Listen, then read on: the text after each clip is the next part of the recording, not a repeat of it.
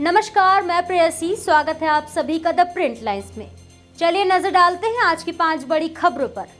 प्रधानमंत्री नरेंद्र मोदी ने video conferencing के जरिए प्रधानमंत्री आवास योजना ग्रामीण एवं अन्य आवास योजनाओं के अंतर्गत 1411 करोड़ की लागत से 24,184 आवासों का ई लोकार्पण किया। अभी पिछले महीने ही मुझे वाइब्रेंट गुजरात समिट में आने का अवसर मिला था। वाइब्रेंट गुजरात के 20 साल पूरे हो चुके हैं। इस बार का आयोजन भी आपने बहुत ही शानदार तरीके से किया। ये गुजरात के लिए, देश के लिए भी निवेश के लिहाज से बहुत बेहतर कार्यक्रम था। और मैं सोच रहा था कि मैं जब मुख्यमंत्री था तो ऐसा कार्यक्रम का योजना नहीं कर पाया था जैसी आप लोगों ने इस बार की है। और इसलिए मुझसे भी ज्यादा अच्छा काम किया तो मेरा आनंद और अधिक बढ़ गया। तो मेरी तरफ से इस आयोजन के लिए, इसकी सफलता के लिए मैं गुजरात के सब लोगों का, गुजरात सरकार के सबका और मुख्यमंत्री जी की पूरी टीम का हृदय से बहुत बहुत अभिनंदन करता हूं, बधाई देता हूं। उत्तर प्रदेश के मुख्यमंत्री योगी आदित्यनाथ ने सुशासन दिवस 2024 कार्यक्रम में बयान दिया। उन्होंने कार्यक्रम को संबोधित करते हुए कहा कि उत्तर प्रदेश में हमने एक सीएम इंटर्नशिप योजना शुरू की है। उत्तर प्रदेश में हम लोगों ने सीएम इंटर्नशिप स्कीम के अंतर्गत टेक्निकल इंस्टीट्यूशन में या हमारे किसी भी हायर एजुकेशन से जुड़े हुए किसी भी संस्थान में अध्ययन करने वाले छात्र को फाइनल ईयर में ही हमने सुविधा प्रदान की है कि अपना प्रोजेक्ट वर्क करते समय वह किसी इंडस्ट्री के साथ या किसी इंस्टीट्यूशन के साथ जुड़ता है तो हम सीएम इंटर्नशिप स्कीम के माध्यम से उसको आधा मानदेय गवर्नमेंट देगी, आधा वह इंस्टीट्यूशन या इंडस्ट्री उसको उपलब्ध करवाएगी। तो वह नौजवान अपने फाइनल ईयर में ही किसी न किसी रोजगार और किसी न किसी अन्य कार्य के साथ जुड़ करके आत्मनिर्भरता की ओर, स्वावलंबन की ओर अग्रसर हो सकता है। यह प्रक्रिया उत्तर प्रदेश में हम लोगों ने तेजी के साथ आगे बढ़ाई है। मुख्यमंत्री डॉक्टर मोहन यादव ने शनिवार को भाजपा के अभियान के तहत वार्ड क्रमांक 6 गांधीनगर मंडल के बूथ क्रमांक 56 लाल घाटी चौराहे ओवरब्रिज के पास पर दीवार लेखन किया। मुख्यमंत्री ने हाथ में ब्रश लेकर कमल का फूल बनाया। भारतीय जनता पार्टी भोपाल नगर जिला के इस जिलाध्यक्ष जी सुमित पचौरी जी, हमारे यशस्वी विधायक प्रोटेम स्पीकर रहे हमारे अपने माननीय रामेश्वर शर्मा जी और सभी कार्यकर्ताओं के साथ भारतीय जनता पार्टी ने देश भर में एक बार फिर मोदी सरकार, हम सब उस अभियान के अंतर्गत फिर एक बार फिर से मोदी सरकार इस अभियान के अंतर्गत आज दीवार लेखन में मैं स्वयं सम्मिलित हुआ हूं।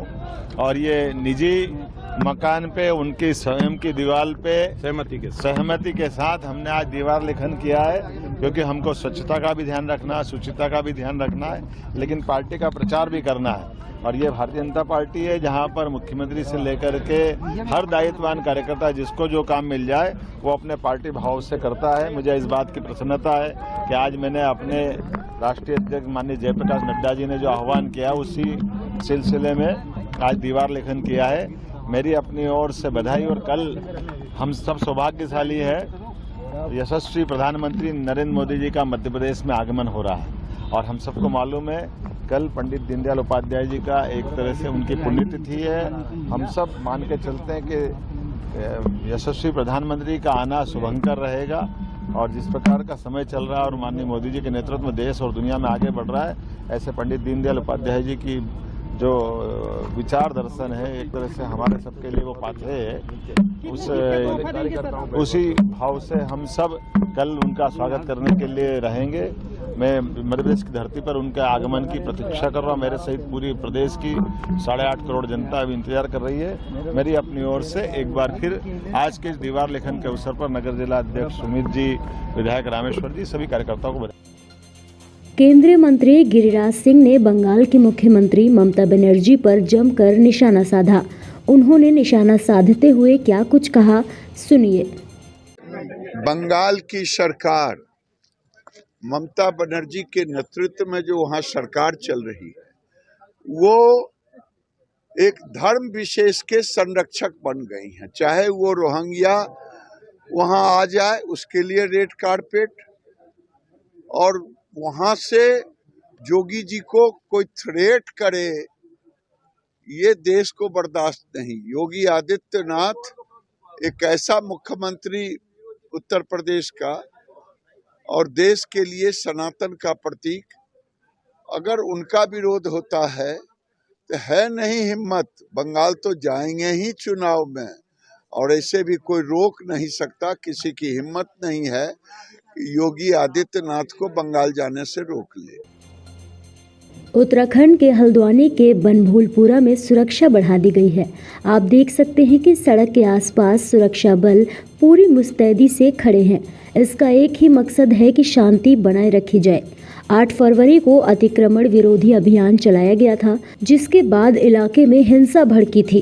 हल्द्वानी में हालात बिल्कुल सामान्य है। केवल जो बनभूलपुरा, यहाँ पे कर्फ्यू भी हटा दिया गया है हल्द्वानी क्षेत्र आउटर एरिया में।